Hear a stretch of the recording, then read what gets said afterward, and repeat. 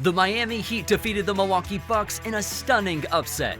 Many NBA supporters believed that the Miami Heat season was about to end when Tyler Herro broke his right hand in Game 1 and said he would have surgery. However, one player resisted giving up, prolonged the series, and ultimately guided the Heat to victory in their first-round matchup. Jimmy Butler is his name, and this time of year, he goes by Playoff Jimmy. So, let's dig a bit deeper and see how this upset was possible. The Heat have spent the entire season navigating turbulent waters, occasionally experiencing self-inflicted storms. The Heat's journey through adversity is perfectly summed up by how they barely made it to Milwaukee. In their unpleasant home loss to Atlanta with the #1 seed in the Eastern Conference on the line in their opening play-in tournament game, they appeared to be ready for summer vacation. But 2 days later, they put together a tenacious fourth-quarter comeback to defeat the Chicago Bulls. A day later, the Heat focused on the Bucks. Tyler Herro was taken out of the Heat's lineup due to a hustle play and freak accident, presumably ending the rest of the series and the playoffs. Herro raced Bucks guard Grayson Allen to a loose ball in the backcourt before diving and sliding the length of the court. Upon standing up, Herro immediately started grimacing, hunching over, and clutching his right wrist. He continued to play long enough to attempt a failed corner three-pointer with no other option. Herro left the court as soon as the buzzer for halftime sounded. Herro was replaced by Duncan Robinson to start the second half, but the Heat now face a significant gap to fill in Game 2. After the halftime break, the Heat's task against the ferocious Bucks offense, the best in the league, became noticeably more challenging. In Game 4, with two-time MVP Giannis Antetokounmpo back in the starting lineup, the Bucks looked to retake the lead in the series after the Heat grabbed a 2-1 advantage in Miami. The Bucks appeared to be in control for the majority of Game 4, but the Heat suddenly woke up and went on a 13-0 run, forcing Mike Budenholzer, the head coach of the Bucks, to call a full timeout. After the half, both teams exchanged baskets for a short while before Butler, who had 22 points in the first period, put together another 7-point run of his own to seal the victory. Butler scored 56 points in all, a career high. Butler was credited by Kevin Love for controlling the whole game from both ends. Butler's outstanding display in Game 4 stood out for a variety of reasons, but his effectiveness was a key factor. To suggest that Butler alone propelled the Heat past the Bucks would not be an exaggeration. The Butler phenomenon continued into Milwaukee's fifth game. Like Game 4, the Bucks maintained their lead for the majority of Game 5 and went into the fourth quarter with a 14-point advantage. With 2.1 seconds left in the game, Butler once again came through as the Heat drew closer, cutting the gap to 2 points. Erik Spoelstra, the head coach of the Heat, called a full timeout and chose guard Gabe Vincent to get the ball in on the out-of-bounds play. Butler and Max Strus performed a cross-screen play while the referee threw the ball to Vincent in an effort to create a mismatch. The Bucks maintained their defensive positioning, leaving Pat Connaughton underneath the basket as Drew Holiday, an adept pick-and-roll defender, chased Butler away. Everything appeared to be going according to plan until Butler collided with Connaughton, who threw his hands up and made the catch very challenging. Butler managed to keep the ball under control as he lost his balance and tumbled in midair, whipped it up, and converted the game-tying layup. In the pivotal Game 5 overtime, both teams were there.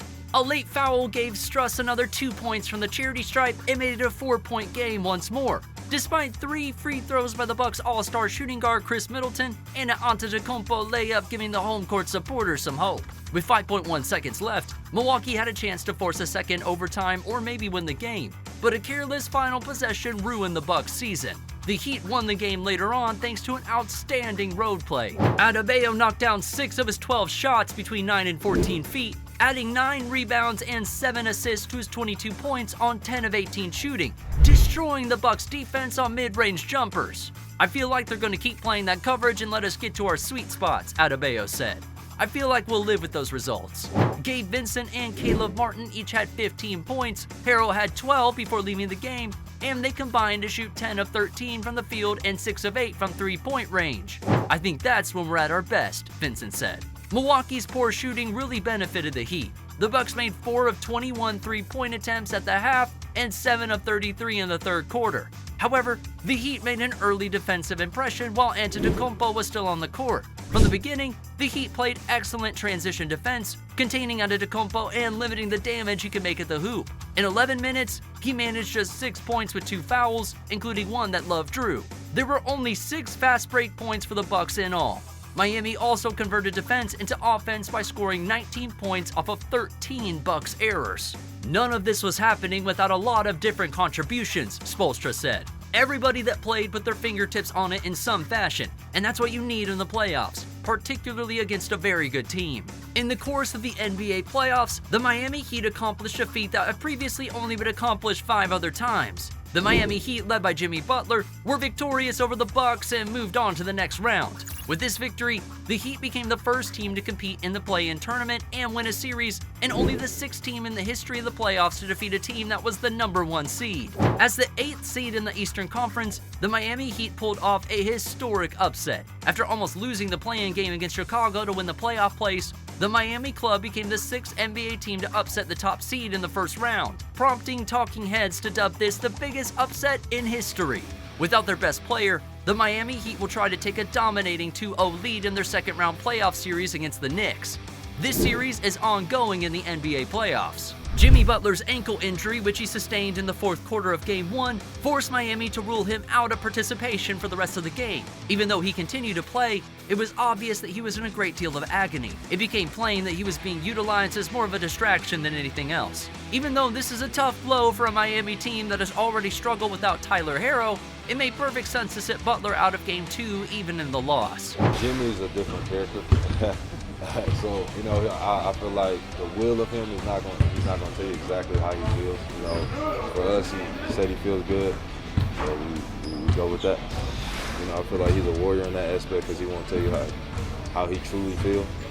I feel like he just has that will to win, so he'll go out there, 50%, 60%, but, he'll tell you he's fine. With their victory in Game 1, the Heat have stolen home court in the series, and Game 3 will not take place in Miami until the 6th of May. This provides the 6-time All-Star with a full week of recuperation between the time he sustained the injury and the time he's likely to return to action when the series moves to a new venue. Should he sustain an injury that prevents him from playing in the postseason, the Heat just do not possess the necessary offensive firepower to seriously contend for an NBA title. Before the win in Game 1 against the Knicks, Butler played well and finished with a double-double consisting of 25 points, 11 rebounds, 4 assists, and 2 steals. He also had an effective game. The Heat faced an extremely difficult challenge competing in Game 2 without Butler and Herro. They finished the regular season as the team's leading and third leading scorer respectively, and New York was able to throw more double teams at Bam Adebayo now that they don't have to worry about them. If the Heat are going to win Game 3 at home, it will be up to players like Kyle Lowry, Gabe Vincent, Kevin Lowe, and Caleb Martin to take the advantage of any more spacing that may arise as a result of those double teams on a less than 100% Butler. Butler carried the Heat after Herro went down early in round 1, averaging an incredible 37.6 points per game with a near 60 shooting percentage. What do you think? Is Butler the only one responsible for this historic upset? Let us know in the comments below.